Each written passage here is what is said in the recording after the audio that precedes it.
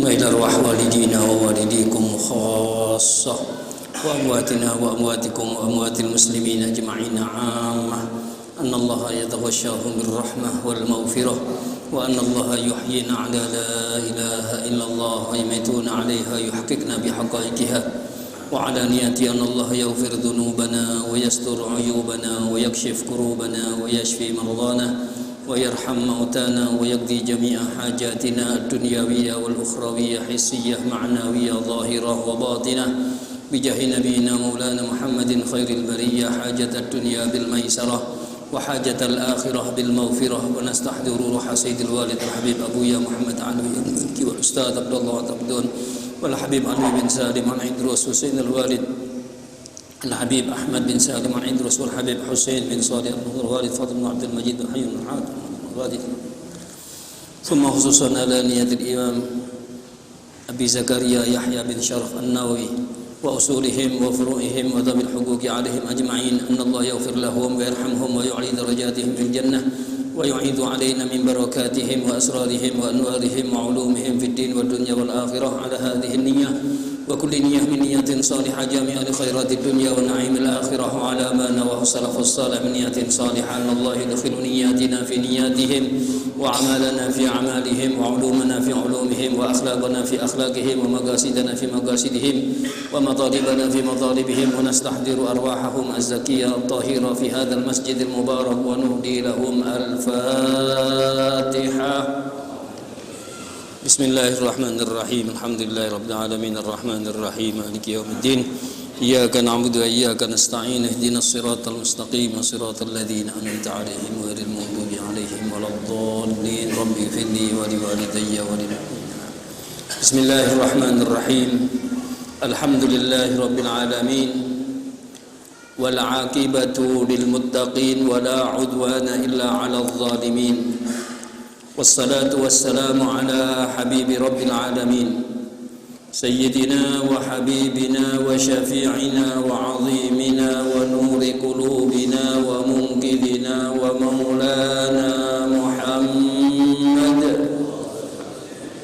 صلاة تفتح لنا بها أبواب الرضا والتيسير وتغلق عنا بها أبواب الشر والتعسير وتكون لنا بها وليا ونصير أنت ولينا ومولانا نعم المولى ونعم النصير. أما بعد معاشر الحاضرين والحاضرات, bapak-bapak, ibu-ibu serta saudara-saudara sekalian yang mudah-mudahan kita semuanya senantiasa dirahmati dan diberkati oleh Allah Subhanahu wa taala.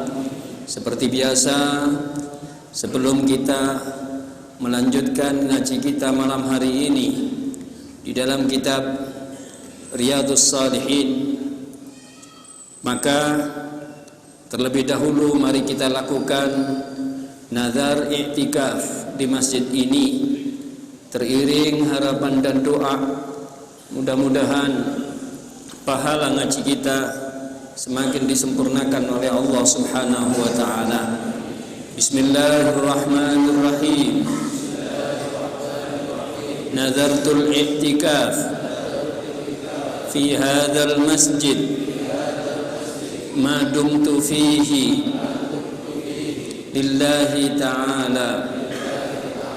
Sekarang mari kita sama-sama melaksanakan niat nazar i'tikaf yang baru kita ucapkan bersama-sama. Mudah-mudahan kesemuanya diterima dan diridhai oleh Allah Subhanahu wa taala. Amin.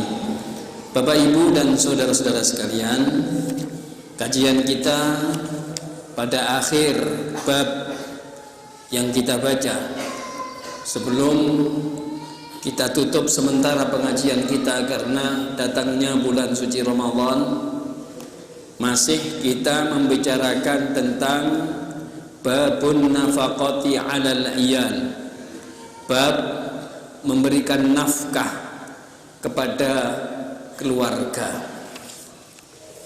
Kita masuk pada hadis yang nomor 4 dari bab itu. Sebelum kita tutup, oleh karena itu kita ulangi kembali hadis yang nomor 4. Hadis yang nomor 4 ini diriwayatkan oleh Imam Bukhari dan Muslim. An Sa'd bin Abi Waqqas radhiyallahu anhu, dari sahabat Sa'ad bin Abi Waqqas radhiyallahu anhu fi hadithihi tawil, di dalam hadisnya yang panjang, alladzi qaddamnahu fi awalil kitab, yang sudah kami dahulukan, kami paparkan terdahulu di awal kitab ini, fi babin niyah, di dalam babun niyah. Anna Rasulullah sallallahu alaihi wa ala alihi wa sahbihi wa baraka wa sallama qala lahu, bahwa sesungguhnya Kanjeng Nabi Muhammad sallallahu alaihi wasallam bersabda kepada sahabat Sa'ad bin Abi Waqqas, wa innaka lan tunfiqa nafaqatan tabtaghi biha wajhallah illa ujirta biha hatta ma taj'alu fi imra'atika. Muttafaqun alaih.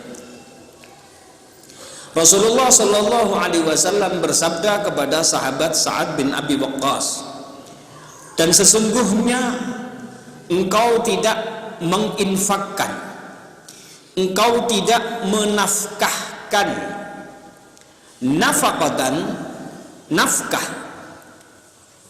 tabtaghi biha wajhallah, di mana yang engkau keluarkan dari nafkah itu kau berharap dengannya wajh Allah, artinya kamu berharap supaya mendapatkan ridhonya Allah, kamu berharap supaya mendapatkan pahala di sisi Allah. Illa ujirta biha, kecuali pasti kamu akan diberi pahala oleh Allah Subhanahu wa ta'ala. Hatta ma taj'alu fi imra'atika, sampai-sampai apapun yang kau jadikan, engkau keluarkan di mulut istrimu. Muttafaqun alaih. Hadisnya diriwayatkan oleh Imam Bukhari dan Muslim. Hadis ini walaupun asbabul wurud, kalau di dalam Al-Quran itu asbabun nuzul, ada asbabun nuzul, sebab-sebab turunnya ayat, tapi kalau di dalam hadis itu ada asbabul wurud, ya. Sebabnya Rasulullah bersabda kepada sahabat Abdullah bin Sa'ad bin Abi Waqqas, tapi hukumnya bukan cuman untuk beliau semata, tetapi untuk semua umat Kanjeng Nabi Muhammad sallallahu alaihi wasallam. Ini di dalam istilah ilmu usul fikih dikatakan al-ibratu bi'umumil lafadz la bi khususis sabab. Ibarat itu yang berlaku adalah umumnya lafadz, bukan karena sebabnya. Sebab hadis ini untuk siapa? Sa'ad bin Abi Waqqas. Tapi hukumnya untuk siapa? Bukan untuk Sa'ad bin Abi Waqqas saja radhiyallahu anhu wa arda, bukan untuk sahabat Sa'ad bin Abi Waqqas saja, tetapi untuk kita semua umat Kanjeng Nabi Muhammad sallallahu alaihi wasallam. Apa artinya? Wa innaka lan tunfiqa nafaqatan tabtaghi biha wajhallah, dan sesungguhnya engkau tidak mengeluarkan nafkah, engkau tidak menginfakkan nafkah, di mana engkau berharap dengannya ini wajhallah, pahala di sisi Allah. Ketika engkau keluarkan nafkah, engkau berharap supaya mendapatkan pahala di sisi Allah. Ketika engkau keluarkan nafkah, engkau berharap supaya mendapatkan ridhonya Allah. Nah, baik yang engkau keluarkan itu, kata Kanjeng Nabi, sedikit atau banyak, bahkan illa ujirta biha, kecuali engkau akan diberikan pahala dengan nafkah itu, engkau akan diberikan pahala, di mana tidak akan sampai lil wusul, fala sabila lil wusul li fadlin illa bi mahdil fadli. Kita tidak mendapatkan, kita tidak sampai untuk mendapatkan kemuliaan karunia di sisi Allah kecuali yang hal yang kita keluarkan itu memang betul-betul mulia. Artinya mulia apa? Jangan kita berharap kecuali hanya kepada Allah. Ini artinya bahwa yang kita keluarkan ini adalah betul-betul karena yang mulia. Ketika yang kita keluarkan ini hanya karena yang mulia, maka kemuliaan akan diberikan oleh Allah Subhanahu wa ta'ala. Kalau kita niat di dalam semua urusan-urusan kita ini adalah demi untuk urusan akhirat, hanya karena Allah, demi untuk urusan akhirat, maka dunianya diikutkan oleh Allah. Makanya setiap kita melakukan perbuatan apa saja, jangan salah niat. Ya, jangan salah niat. Tadi sebelum saya berangkat ke sini, memang terlambat saya berangkat. Saya tadinya mau berangkat jam 4 karena ada urusan di perjalanan. Maka kemudian ternyata ada tamu. Tamunya telepon dulu, saya hari ini mau ke rumah sampean. Boleh waktu zuhur. Asar, setelah sholat asar saya berangkat. Jam 4 saya berangkat. Subhanallah, ternyata tamunya datangnya jam 4 kurang 10 menit. Katanya saya datang jam 4 kurang, ya mesti aja kurang 10 menit tapi ya. Akhirnya saya harus mundur berangkatnya. Salah satu di antara tamu itu minta barokah doa. Dia bilang, "Ustadz, berkah doanya Ustadz, barokah doanya Ustadz." Apa? Saya sekarang ditunjuk menjadi ketua salah satu di antara organisasi yang ada di Malang. Ya, organisasi partai politik di Malang. Saya jawab, niatkan ketika Anda ditunjuk itu demi untuk urusan agama, untuk urusan akhirat. Kalau Anda di dalam melakukan apa yang ditunjukkan kepada Anda demi untuk urusan akhirat, maka dunianya diikutkan oleh Allah Subhanahu wa ta'ala. Jangan sekali-sekali niat hanya untuk kepentingan urusan dunia tok. Kalau dunia tok, akhirat jelas tidak akan katut. Dunia pun kalau diikutkan, kalau enggak akan dapat apa-apa Anda. Ya. Jadi di sini jelas, apapun yang kita keluarkan, apapun yang kita lakukan, dari sekecil ibadah apapun, tabtaghi biha wajh Allah. Hendaklah kita noton ingat bahwa kita tidak berharap kecuali hanya berharap pahala di sisi Allah, supaya tidak rugi. Nih, kita duduk malam hari ini, kita tidak niat apa-apa, niat kita hanya mencari ridhonya Allah. Mudah-mudahan kita semua diridhoi oleh Allah Subhanahu wa ta'ala. Ya. Illa ujirta biha, kecuali engkau pasti akan diberikan pahala oleh Allah. Hatta di sini adalah lil ghayah, sampai puncaknya. Mata ja'alu fi fimra'atik, apa yang engkau keluarkan, apa yang engkau berikan kepada mulut istrimu. Yeah. Kadang-kadang seorang suami beranggapan bahwa apa yang diberikan kepada istrinya tidak ada nilai pahala. Kenapa kok tidak ada nilai pahala? Iya, orang saya butuh sama istriku. Karena saya butuh kepada istriku, maka apapun yang aku berikan kepada istriku tidak ada nilai pahalanya. Keliru. Ya, Rasulullah mengatakan hatta, sampai. Puncaknya apa? Apapun yang kita keluarkan untuk istri kita tetap ada nilai pahalanya. Ya, tetap ada nilai pahalanya. Artinya apa? Kalau kita mengeluarkan belanja kepada istri kita, ya, itu ada nilai pahalanya. Makanya kalau kita mengeluarkan belanja kepada istri kita, ya, kita yakin bahwa di balik ini ada nilai pahalanya, jangan eman-eman. Kadang-kadang maaf, seorang suami kalau diberikan kepada orang yang dia senengi, kaeman. Ya, pokok urunan sing disenengi, sampai urusan yang tidak ada manfaatnya kaeman. Urunan untuk apa? Bal-balan misalnya, kaeman. Ya kan? Kaeman. Tapi kadang-kadang diberikan kepada istrinya eman. Ya, eman. Malahan maaf, di dalam urusan yang sebetulnya sama sekali tidak ada manfaatnya, bahkan ada madorotnya, itu kadang-kadang nggak eman. Ya, untuk istri eman.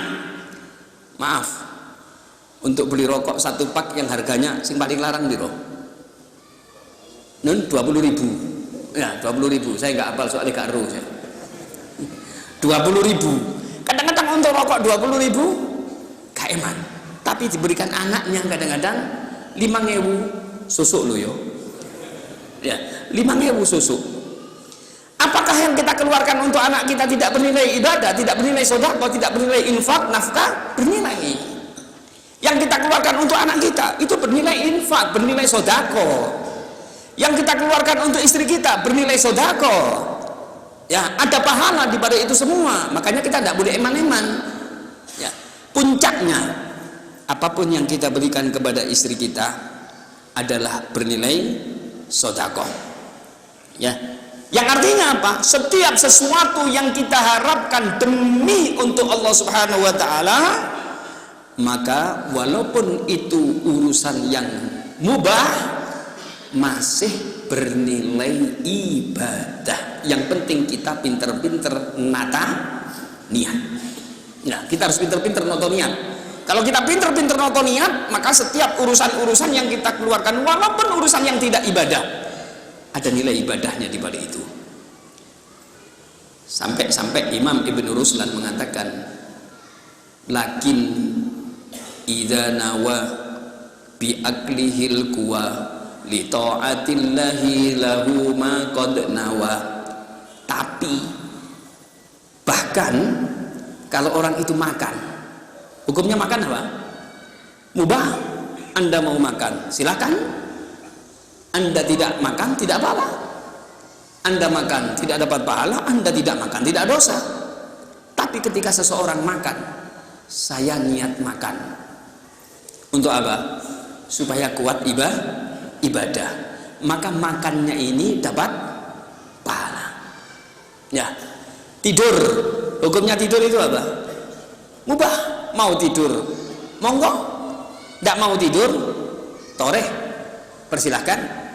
Ya, tapi ketika orang itu mau tidur siang, saya mau tidur, nanti malam mau hadir pengajian di masjid, cek nih gak ngantuk. Ya, bukan berarti saya ngerasani yang ngantuk, tidak ya. Ngantuk pun sampean hadir, tetap nggak ngurangi ganjaran. Ya, sampean duduk di pojokan, pas waktunya Al-Fatihah, nazartul iktikaf, sampean ikut nazartul iktikaf, habis itu tek di pojokan. Ya, nanti kalau sudah waktunya ya arhamar rahimin melek. Ini dapat pahala enggak kira-kira? Kata Allah ketika dilapori sama malaikat, ini orang seperti ini dapat pahala enggak ya Allah? Allah jawab, ulaika qaumun la yushqa bihim jalisuhum. Itu adalah kumpulan suatu kaum yang tidak ada ruginya duduk di dalamnya. Ishhadu anni qad ghafartu lahum. Saksikan malaikat bahwa aku sudah mengampuni orang yang duduk di majelis itu. Mudah-mudahan kita semua mendapatkan bagian tersebut. Amin ya rabbal alamin. Ya. Makanya dulu ketika kami ngaji kepada Ustadz Alwi Al-Idrus rahmatullah alaih, beliau itu komentari hadis ini, ulaika qaumun la yushqa bihim jalisuhum. Itu adalah kumpulan suatu kaum yang tidak ada ruginya duduk di dalamnya. Kata Ustadz Alwi, ganjaran dunya itu tidak akan terlewatkan, apalagi ganjaran akhirat. Ya, contoh ganjaran dunya itu apa? Kalau kita duduk di majelis Al-Fatihah, kita merem. Ya, tahlilan misalnya ya, tahlil Al-Fatihah merem. Nanti begitu doa Al-Fatihah melek. Kata Ustadz Alwi, lek ono rawon liwat, kira-kira keliwatan ndak kira-kira? Ternyata lek ono rawon liwat gak sampai keliwatan, tetap dapat bagian. Ini ganjaran dunya, apalagi pahala akhirat. Ya, makanya panjenengan walaupun ngantuk-ngantuk, aduh, Selasa malam Rebu, wayahe ngaji, kesel kabeh ngantuk, ikut saja, nggak apa-apa, hadir. Sampai lungguh di pojokan, terus meremo sampean. Tapi ojo gitu aku. Sampean meremo. Nanti kalau sudah ya arhamar rahimin meleo sampean. Ya. Cuma ojo digawe langganan. Ya. Loh itu ndak rugi itu, ulaika qaumun la yushqa bihim jalisuhum. Gusti Allah sendiri itu yang mengatakan, yang berfirman, itu kumpulan kaum yang tidak ada ruginya. Ya. Tidak ada ruginya itu. Ishhadu anni qad ghafartu lahum, saksikan malaikat karena aku sudah mengampuni mereka. Masya Allah, ini karunia Allah yang luar biasa. Ya, selama apa? Niat kita karena Allah. Tidur siang, niatnya apa? Nanti supaya saya kuat sholat tahajud. Maka ketika tidur ini dapat pahala. Ini pentingnya orang ngaji. Ya, makanya kata para ulama, tidurnya orang yang ngaji, yang punya ilmu, itu lebih afdal daripada sholatnya orang tidak punya ilmu. Lah kok bisa? Ya, mau dibuktikan? Kata ulama itu, iya, itu setan goda orang tidur tapi punya ilmu lebih sulit daripada goda orang sholat tidak punya ilmu. Suatu hari dibuktikan, setan ketok rumahnya orang ini tidurnya jam 10:30, ya, qailulah, tidur siang, ya, jam 10:30 sampai jam 11 sampai waktu istiwa. Waktu istiwa itu persis, kalau misalnya jam istiwa itu jam 12 tepat, ya, matahari di atas kita persis, itu namanya jam 12 istiwa. Nah, dia tidur tapi niatnya supaya malam kuat untuk sholat tahajud, nggak ngantuk. Dapat pahala enggak? Dapat. Ada orang sholat jam 12 istiwa, ya, boleh enggak sholat jam 12 persis? Enggak boleh kan? Enggak boleh sholat.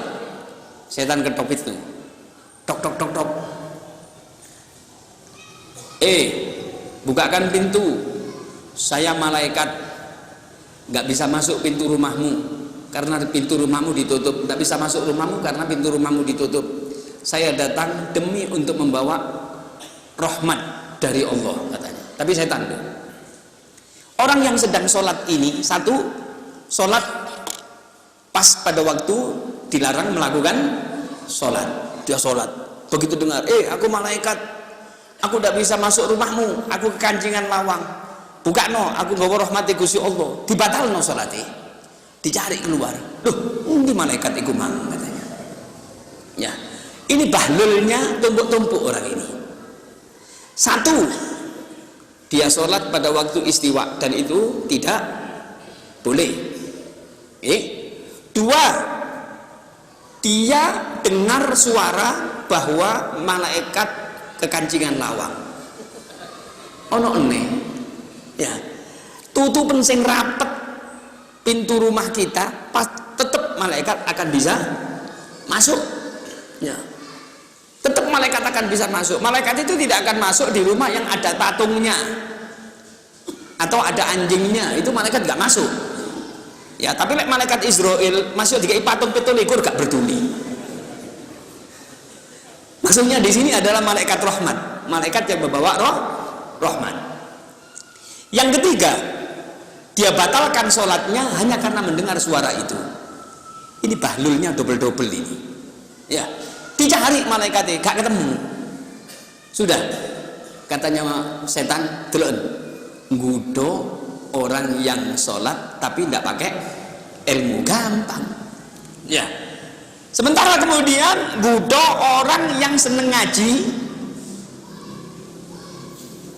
dalam keadaan tidur, diketok, dok dok dok dok dok dok, oi, aku malaikat kekancingan lawang, gak bisa masuk rumahmu, saya kepingin masuk sambil bawa rahmatnya Allah, katanya. Ini yang tidur ini karena sudah pakai ilmu, biasa ngaji. Dia untuk jenenge malaikat kekancingan lawang. Kurang ajar setan iki ngudo, diambil tongkat, ngetok lagi kata pentung gon saiki. Enak-enak orang tidur kok diganggu. Ya, saya tidur ini niatnya supaya nanti malam kuat ibadah. Dan itu bernilai apa? Ibadah, ada pahala itu. Akhirnya tuh, kata pentung gon. Dia nak ceritanya malaikat kok kekancingan lawang, nggak ada ceritanya, marah dia. Nah ini dia, paham ya?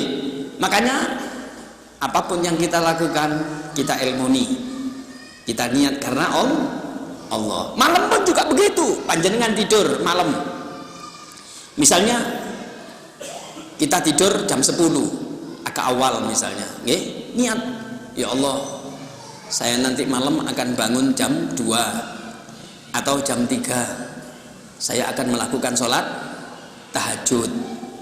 Tidurnya dinilai ibadah, ya, dinilai ibadah.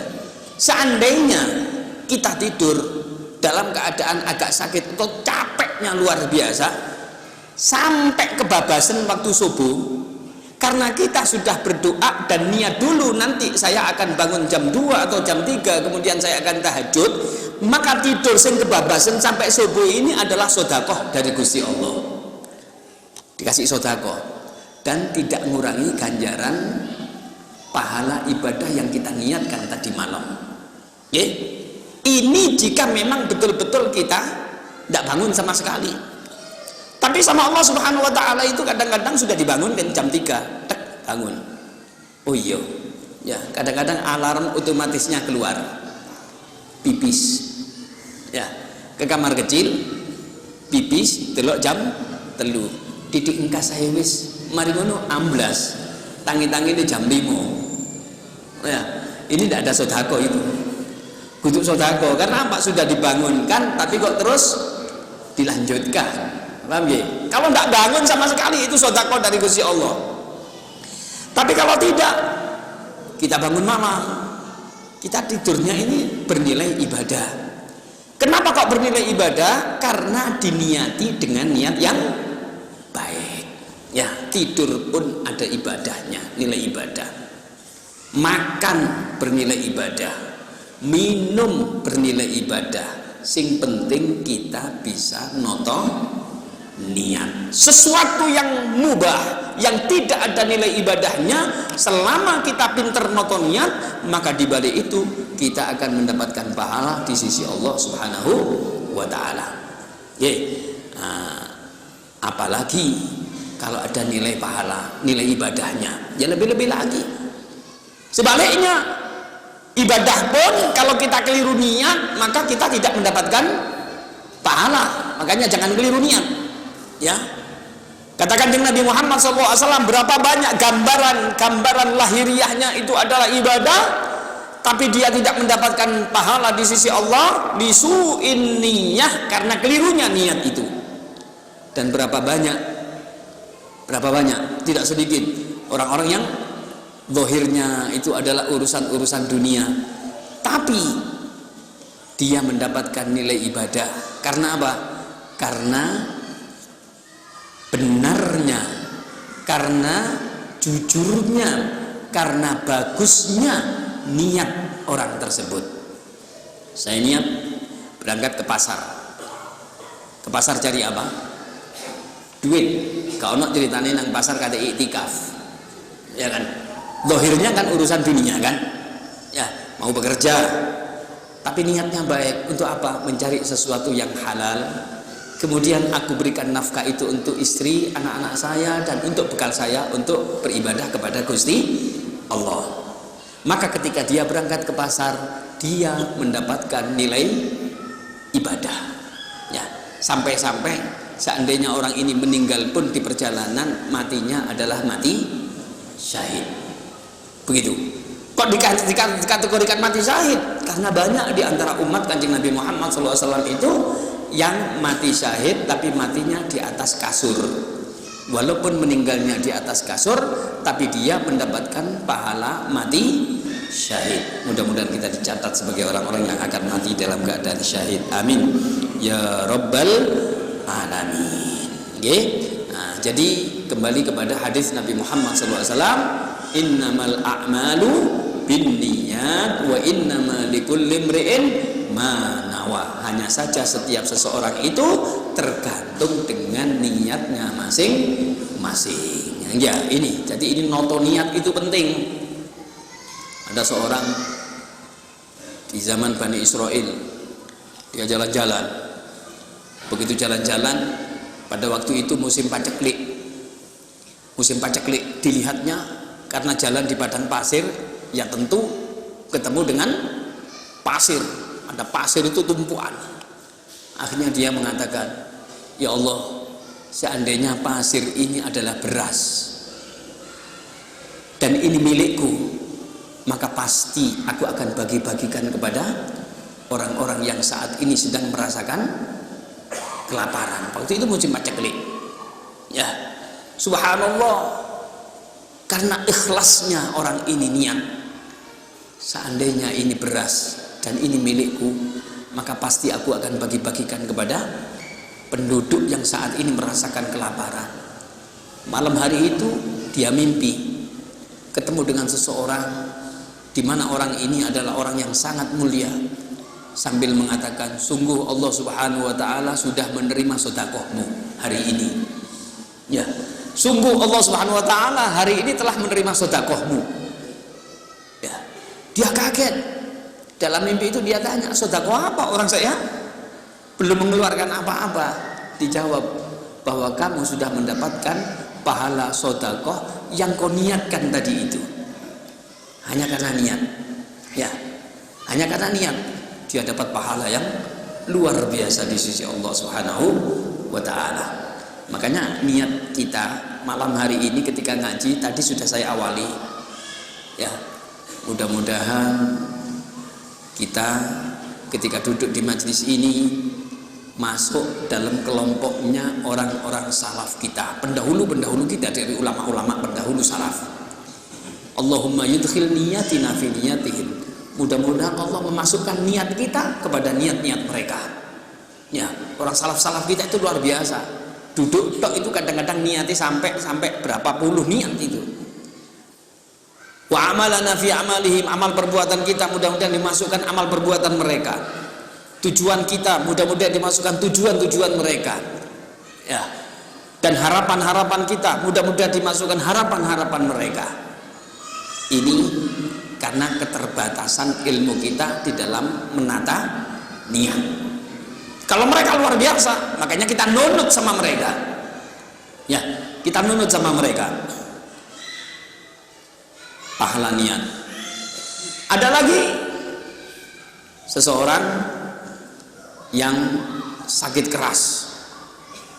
Seorang yang sakit keras, dia sudah dalam keadaan sakit keras, disambangi sama jamaahnya atau murid-muridnya. Si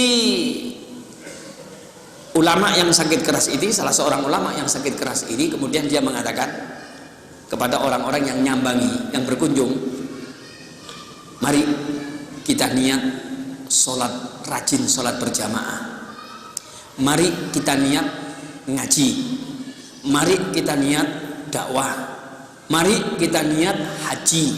Mari kita niat umroh. Mari kita niat hadir silaturahim. Mari kita niat, banyak niat-niat yang disebutkan. Akhirnya orang tadi ditanya oleh orang yang berkunjung, yang nyambangi, ya Syekh, mislah hadhil halah, wahai guru, wahai Syekh, dalam keadaan seperti ini kamu punya niat yang macam-macam. Kata guru tadi, ya, seandainya saya diberikan kesembuhan oleh Allah, niat-niat tadi itu kita laksanakan. Tapi kalau saya saat ini dipanggil oleh Allah, paling tidak kita sudah mendapatkan pahala niat. Pahala niat kan macam-macam ya tadi ya. Niat ini, niat ini, niat ini. Berapa niat ini? Berapa pahala niat yang akan kita dapatkan? Subhanallah. Begitu keluar dari pintu rumahnya, orang-orang yang berkunjung itu keluar dari pintu rumah, Syekh yang dikunjungi tadi sudah meninggal dunia. Ya, tapi dia sudah memberikan pelajaran kepada kita apa? Memperbanyak niat. Tapi jangan salah. Kadang-kadang salah nampani ngaji seperti ini, wah lek ngono sing penting niati. Apa gak ngaji? Aku wis niat. Ya, guru ngaji guru, sing penting niati. Ya. Sampai gak sembahyang yo ngono, gak sembahyang gak sing penting niate. Gak zakat gak sing penting niate kepengin zakat, masih yo gurung zakat. Gak ngaji, gak sing penting niate. Ya gak apa-apa, mending-mending sing mlebu swarga niate tok. Niate mlebu swarga tapi orangnya gak dimasukkan swarga. Apa? Lah niat tok itu apa? Ya, jadi niat tok sing dimasukkan swarga tapi orangnya tidak dimasukkan. Ini keliru, ya. Artinya di sini niat kita contoh betul-betul, tapi kalau kita diberikan kesempatan tetap kita akan melaksanakan sesuai dengan niat kita. Nah, cuman kadang-kadang niat itu lebih afdal, lebih baik daripada amal perbuatan kita. Kenapa? Rasul mengatakan niatul mu'min khairun min amalih. Niat seseorang itu terkadang lebih baik daripada amalnya. Lah kok bisa? Karena niat itu dalam hati, dan tidak ada yang tahu pekerjaan hati seseorang kecuali dirinya sendiri. Makanya karena niat itu pekerjaannya hati, ya, dan tidak ada yang tahu pekerjaan hati seseorang kecuali dirinya sendiri, maka niat ini jauh daripada sifat-sifat yang kurang terpuji. Kalau lesan perbuatan itu kadang-kadang masih disusupi dengan sifat riya. Baca Yasin, Bismillahirrahmanirrahim, Yasin wal Qur'anil Hakim, innaka laminal mursalin. Pelan bacanya, ya. Kemudian tonggone liwat, digedhekno suaranya, ala siratim mustaqim tanzilal azizir rahim. Tonggoe wis liwat, ditungzira qauman unzira abahum fahum ghafilun. Ana tonggoe liwat maneh, laqad haqqal qawlu ala aktsarihim fahum la selesai, pelan lagi. Itu besok pahala yang didapatkan godang-godang. Apa godang-godang itu? Bolong-bolong, tidak sempurna. Ketika dia tanya kepada malaikat, "Loh malaikat, ini kok nggak sempurna bacaan Yasin saya, pahala bacaan Yasin?" Iyo, sing lengkap, sing ada pahalanya itu ketika ikhlas. Lah sing bolong nggak ono pahala itu ketika suaramu kamu keraskan supaya tonggomu sing liwat itu mendengar. Lah inilah, ya, supaya pahala kita tidak bolong-bolong, mari kita noto niat dengan baik. Mudah-mudahan niat-niat kita ditata, dijaga oleh Allah Subhanahu wa taala, dan mudah-mudahan apa yang kita niatkan bisa kita lakukan seterusnya, kita laksanakan, kita wujudkan dalam bentuk ibadah kita sehari-hari, dan mudah-mudahan kita semua menjadi hamba-hamba Allah yang ikhlas, hamba-hamba Allah yang istiqomah, diberikan sehat walafiat, umur kita dibarokahi oleh Allah, rezeki kita dibarokahi oleh Allah, anak-anak kita dijadikan anak-anak yang soleh dan solihah, dan mudah-mudahan kita semua menjadi orang-orang yang bahagia dunia akhirat. Fid dunya hasanah wa fil akhirati hasanah wa qina adzabannar. Di dunia kita bahagia, di akhirat kita bahagia, tidak mampir-mampir di nerakanya Allah Subhanahu wa taala. Dan mudah-mudahan kita semua menjadi orang-orang yang istiqomah. Pada akhirnya apabila sudah waktunya kita diundang oleh Allah, mudah-mudahan kita semua diundang dalam keadaan husnul khatimah, terutama jamaah kita, salah satu di antara jamaah kita yang sangat rajin di Masjid Nur, terutama pada waktu khatmul Quran, ya, namanya Pak Ahmad ya. Pak Ahmad yang beberapa hari yang lalu meninggal dunia, juga termasuk diantaranya salah seorang ulama besar, Kiai Haji Ahmad Subadar, diundang pula oleh Allah Subhanahu wa taala. Mudah-mudahan beliau-beliau amal ibadahnya diterima oleh Allah Subhanahu wa taala, dan Allah jadikan kuburan-kuburan mereka dan kuburan orang tua kita semuanya sebagai taman dari taman surga yang saat ini dirasakan oleh beliau-beliau. Dan mudah-mudahan apabila sudah waktunya kita diambil oleh malaikat Israel, nyawa kita dicabut oleh malaikat Israel, mudah-mudahan lesan kita dimudahkan untuk mengucapkan kalimat la ilaha illallah, la ilaha illallah, la ilaha illallah, Muhammadur صلى الله عليه وسلم كلمة حق عليها نحيا وعليها نموت بها نبعث إن شاء الله تعالى من الآمنين. الفاتحة.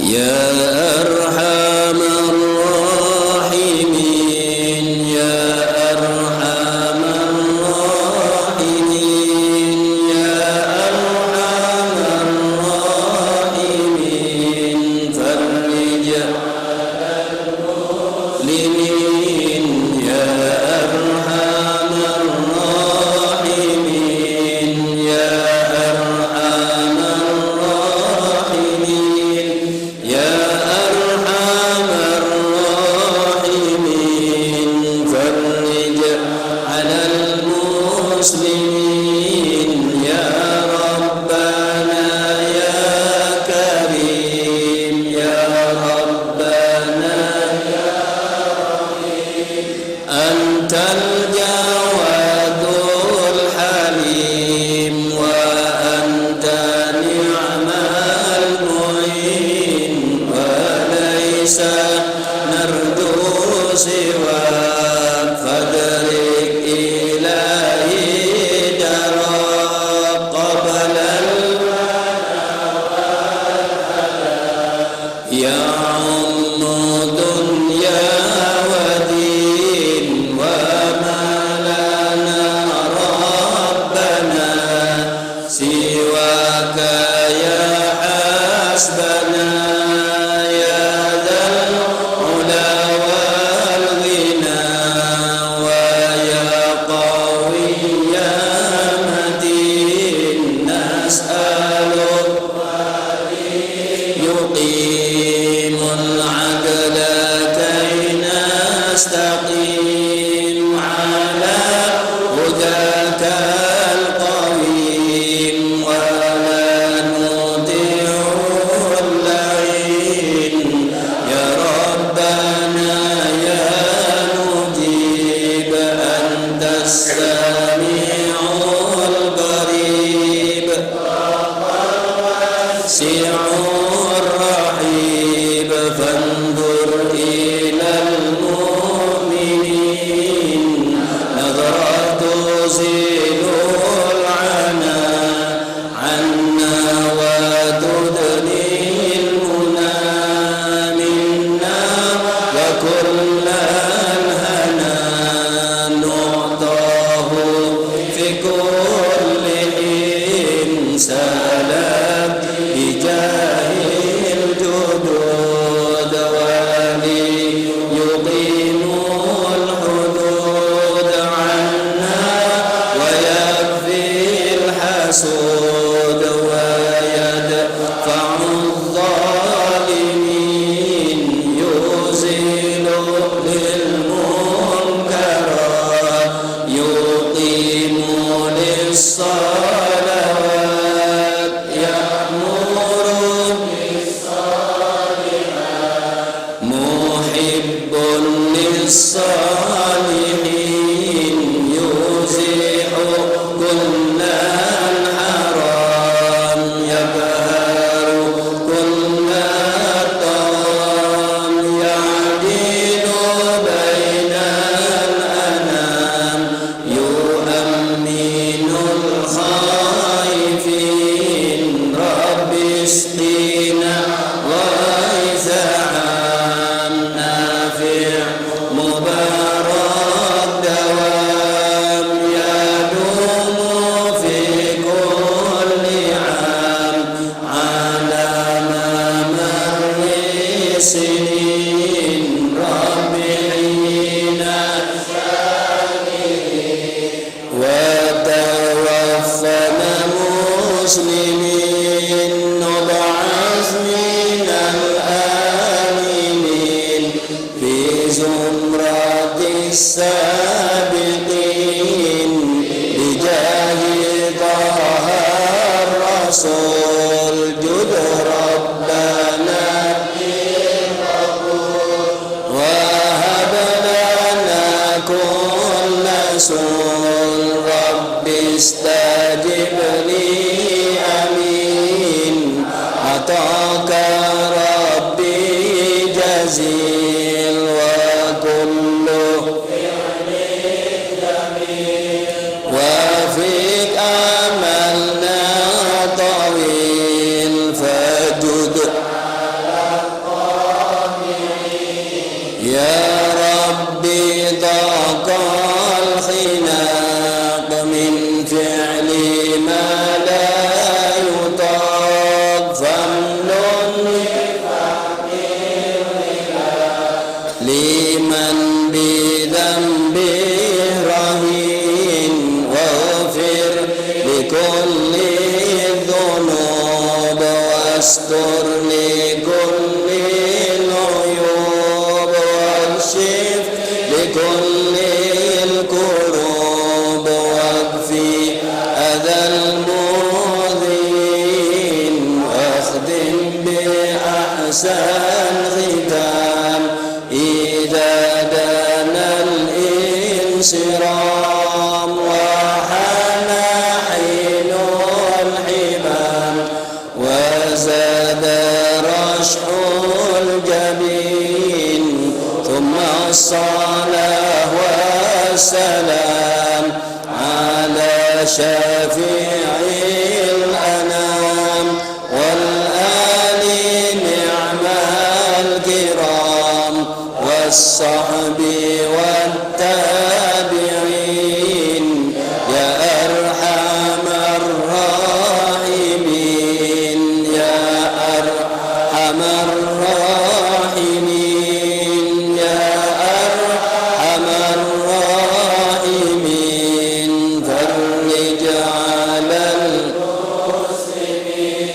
يا أرحم الراحمين يا أرحم الراحمين يا أرحم الراحمين فرج على المسلمين يا أرحم الراحمين يا أرحم الراحمين يا أرحم